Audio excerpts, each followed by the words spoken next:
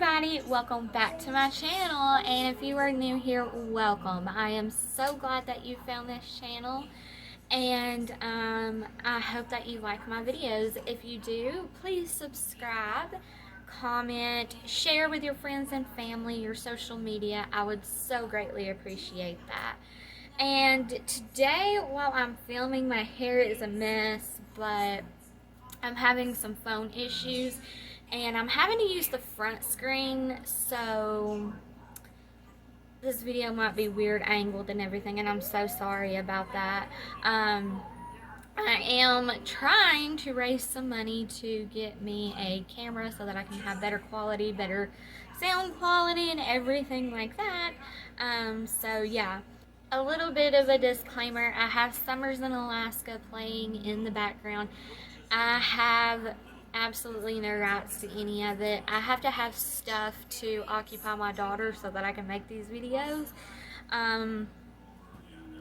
So yeah, let's just get started into it. Today's video is going to be about the Woolfolk family massacre, and this happened in Bibb County, Georgia. Yeah, I have another Georgia video, but I find Georgia history amazing since I live in Georgia, so I hope you guys like this. And if I'm looking down, of course I'm looking down at my notes, because I don't want to get anything wrong, I don't want to forget anything, so I am sorry about that. But a little bit of background on the Bibb family before we get into the other part. So this is going to be about Thomas G. Woolfolk.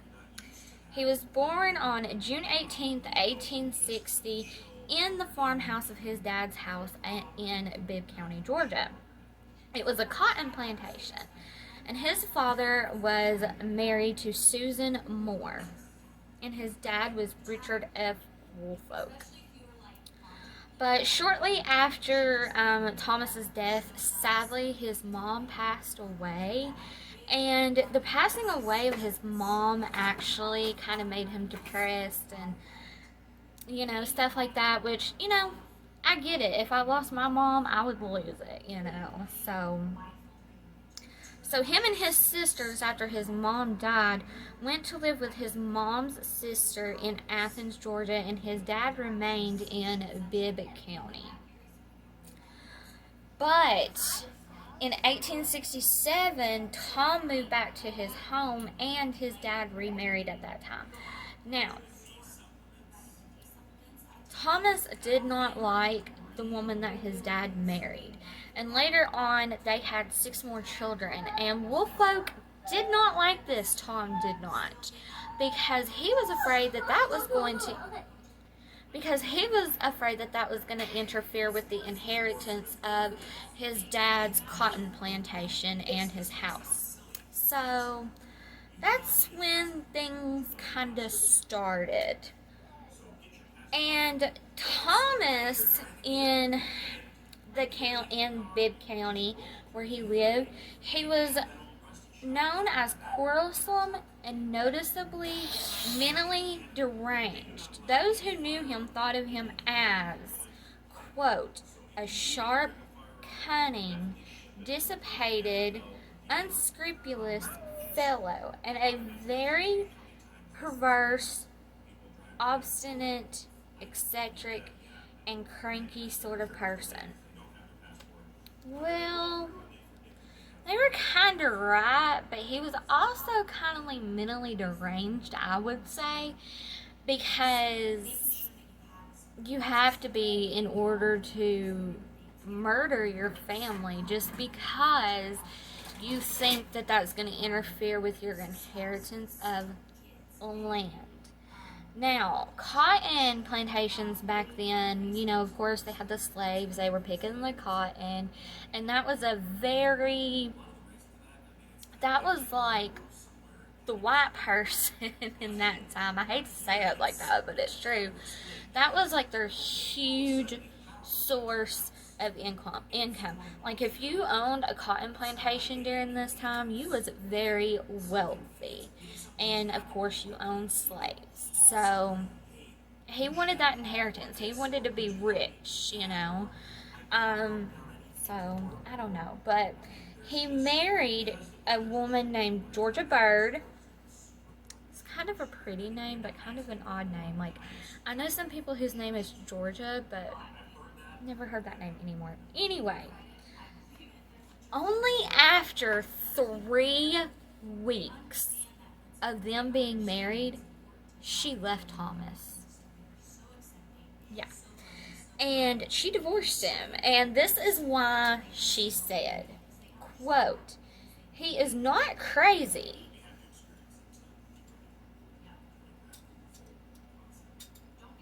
Really? I mean, really? He is not crazy. Sorry, it is simple meanness. He is the meanest man I have ever saw, and there is nothing too mean for him to do. Unquote. End quote. Okay. She's right about that. That's kind of weird, and it kind of makes me think that she knew something that nobody did. Like, maybe he told them, maybe I should kill my father's new wife and all their kids because I'm not going to be able to get rich and get this plantation, and we need this in order to have money for our family and to grow more rich and more, So she was kind of right about that. But the simple fact that he was not deranged or he's not crazy, yeah, he was. I'm sorry, honey, but people who kill their family, they're crazy, they're deranged. Sorry. Now, the massacre that happened, that he done, was known as, quote, "the most infamous crime in the 19th century."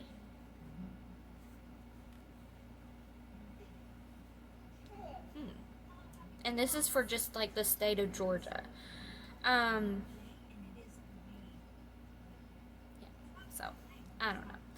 Okay, but on Saturday, August 6th, 1887, and this happened around the hours of 2 a.m. and 4 a.m. is what they said. So, this must have took a long time to do,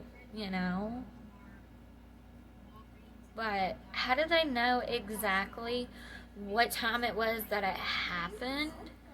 Because he doesn't come to the neighbors until, like, that morning. So, and he never confessed to a time that he done it or anything like that. So, I don't know. But around the hours of 2 a.m. and 4 a.m., the Woolfolk family was murdered with an axe. And this included his father, his stepmother, and all 6 of the children. But if they were murdered with an axe, okay, you know that Mr. Woolfolk, his dad, and his stepmom was in the same bed sleeping. They would have woke up. One of them would have woke up and started screaming, and I think people would have heard them, especially like the slaves or something. But during this time, if slaves heard something like that, they wouldn't get into it because they was afraid that they would get killed. So that's kind of understandable. But the only person in the farmhouse not murdered, can you guess it? It was Tom. He wasn't murdered. But before daybreak, he sought help from the neighbors. You think if it was between the hours of 2 and 4 a.m. and he heard all of this screaming and yelling, supposedly, if it was really like somebody else coming into the house to murder them, he would hear it, try to escape and get help then. But no, he waited until the early morning, which is kind of suspicious if you ask me. But he sought help from the neighbors, claiming that his whole family was brutally murdered and that he escaped through a window. If he escaped through a window, and this was happening between the times of 2 and 4 a.m., instead of early morning, don't you think he would have sought help? Instead of, like, I guess he thought that people would say that he heard this going on. So he got out of a window and he went and he hid. And when he heard that everything was quiet, maybe he waited a couple of minutes or a few hours, basically a few hours, and then went and told people, hey, this happened, not this is happening, but this happened. If it was me and I heard all this, I would have escaped and went to a neighbor's house at that point. So, again, that just does not make sense if you ask me. But before anyone could get to the house, he rushed back to the house, took off his clothes, cleaned himself, and put on a new pair of clothing. Okay. So you have these murders going on, right? You jump out of a window, and that's how you didn't get murdered. Then why do you have blood on your clothes? Because he never said that before he jumped out of the window, he went to see what was going on and saw a family member laying there dead, and that's where he got the blood. No. He had blood on him. Okay, wouldn't you think if you murdered somebody that before you went and told your neighbors to get help, that you would change before then and clean up the evidence on yourself?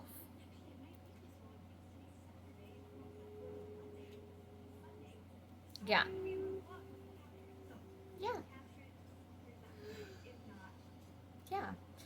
But before he done that, he went to each and every room to confirm that everybody was dead.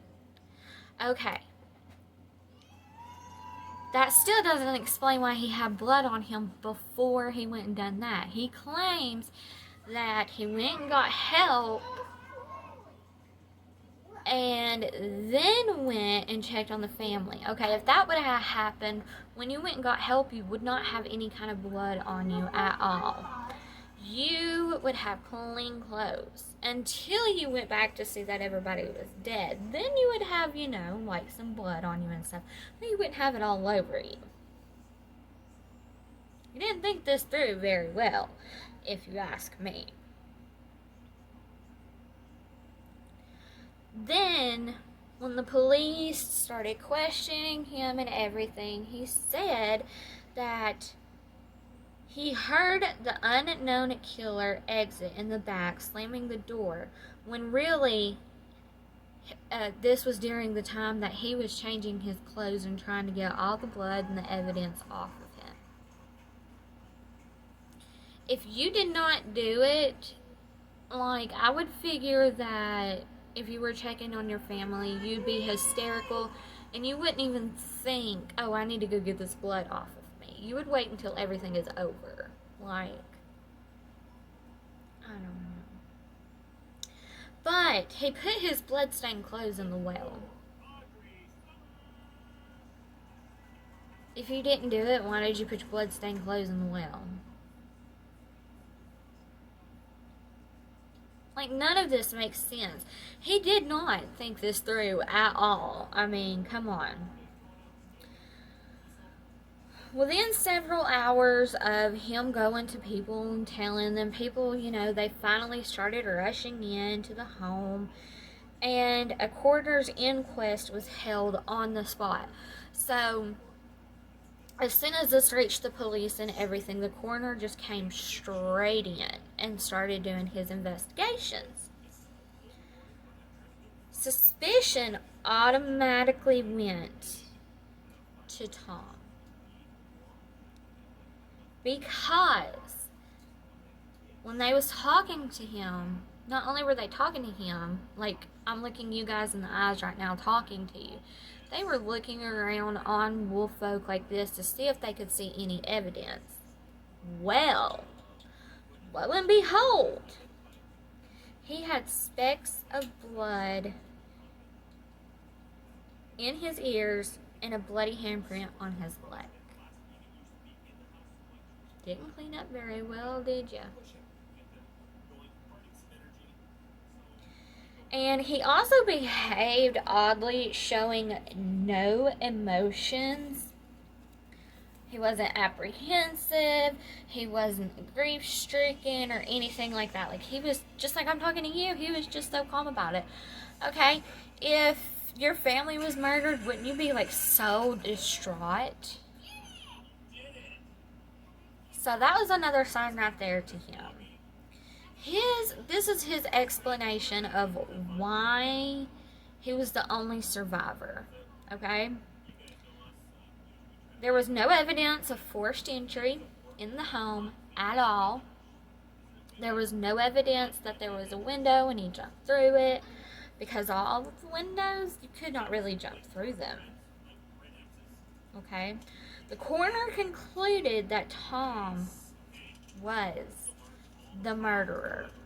And he was going to call the sheriff to come pick him up, but unknowingly by the coroner, there was a sheriff that quietly escorted him to jail because there was a mob outside wanting to hang Tom when they found out that he indeed was suspicious of being the murderer. Good thinking. They were the crowd was out there wanting to, grab him and lynch him. And so the cop thought, well, I'm just going to go ahead and take him in for safety. Not even knowing that the coroner said that, oh, yeah, I suspect Tom. So that was good thinking on their part. So, the trial started on December 5th, 1887. Pretty long time, but Tom was indicated on 9 counts of murder, but he was only tried on 1 account of murder of his father. Why did they do that? If they knew that he killed all of them, why didn't he? I just don't understand that. After only 12 minutes of deliberation, the jury convicted him, and that same day he was sentenced to death. But get this. They never did anything. They prolonged this trial. So on February 11th, 1889, the Supreme Court granted him a new trial because the trial court had permitted the introduction of damaging but indivisible testimony, and also because it had done nothing when during closing arguments in court, spectators were shouting at Tom to hang him and stuff. So they didn't think that he had a fair trial because the people in the court was yelling while the judge was trying to talk, saying, hang him, hang him, hang him, hang him, hang him. So they didn't kill him even though he was convicted and sentenced to be killed. Guess what? They prolonged the trial yet again. But this time, he was granted a change of venue. So they changed courthouses so that all the people wouldn't come and do that again. But if this was already, spread across Bibb County, don't you think it would have spread into other counties, and then when they figured out, oh, he was having court here, they would have went there? On June 3rd, 1889, the retrial began in the Superior Court of Houston County. And I'm not familiar with Houston County, even though I live in Georgia, so I don't know how far along that is from Bibb County or Athens, because Bibb County, he went to Athens and then he went back to Bibb County. I'm not sure about all that. If you live in any of those counties, comment below and let me know. But on June 24th, after being deliberated for 45 minutes, the jury convicted Tom finally, for the last and final time. Thank God. He was sentenced to death the following morning. So, and I think back at this time before when they gave you the death penalty and everything, like before they actually performed it, they gave you your last meal and you could request what you wanted to eat, and like they gave it to you and stuff. I'm assuming that's why they done that. I don't know. I'm not sure. But anyway. So, on July 20th, 1890, and okay, so they had the retrial on June 3rd, 1889. Okay, they deliberated for 45 minutes and he was sentenced to death that following day. Okay, if it was that following day, wouldn't it be June 4th, 1889? But no, they waited yet again and let him just sit in jail and waited until July 28th, 1890. And he was convicted and upheld, and he was hung in front of a crowd of 10,000 people on Wednesday afternoon. Get this, of October 29th, 1890 in Perry, Georgia.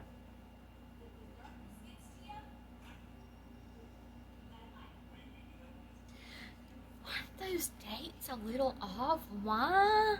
If he was sentenced to death the next day, which would have been, okay, they had the trial on June 3rd, 1889, and if he was convicted and he was sentenced to be hung the next day, wouldn't that be June 4th of 1889?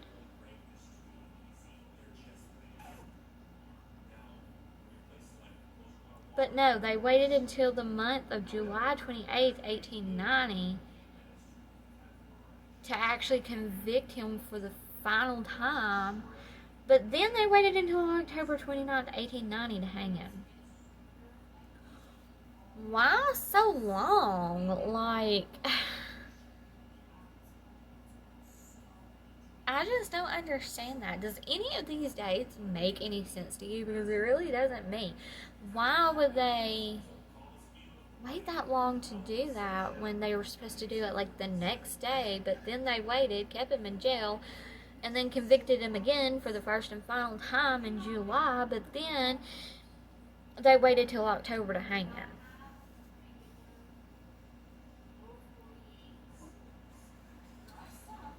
That just does not make sense to me at all. Why they waited that long? Like, I just don't understand. Because nowadays, the day that you're convicted and sentenced to be killed, they do it like the next day. And they don't give you your last meal anymore.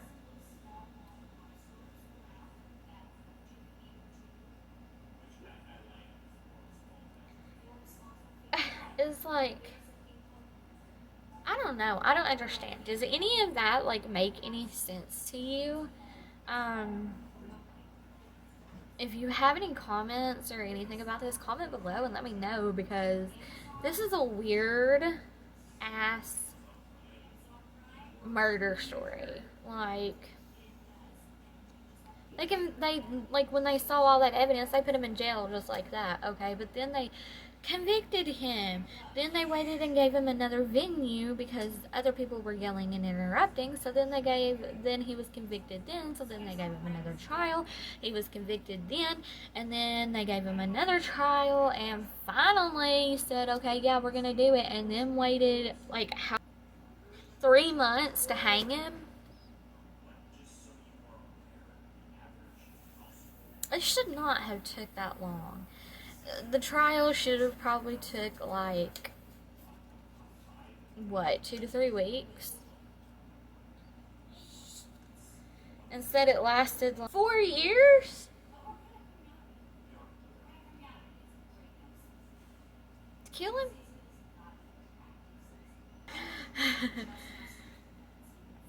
But instead of 3 weeks, which I think that's long enough to do it, they waited 4 freaking years. I just don't understand that. That just does not make any it just does not make any sense to me. But like I said, if you have any comments and if you have any more background story to this, comment and let me know, because this is just a crazy story. But I thought it was interesting because, again, I love Georgia history. It happened in Georgia, so I had to do this case. So yeah. Again, I hope you like this video. Like, share, comment, subscribe. Share this with all of your friends and family. Ask them to subscribe. It would just, it would mean a lot. Share this on your social media. Ask to subscribe. It would mean a lot to me. And again, sorry for the video quality, for the sound quality. Again, I'm doing this on my phone, and I have a Droid flip phone from Motorola, and it is a smartphone, but it's a flip phone too. So the screen, when I flip it open, is completely black, and I'm waiting on my new phone, so I'm having to film it on the, like when you close it, the close screen.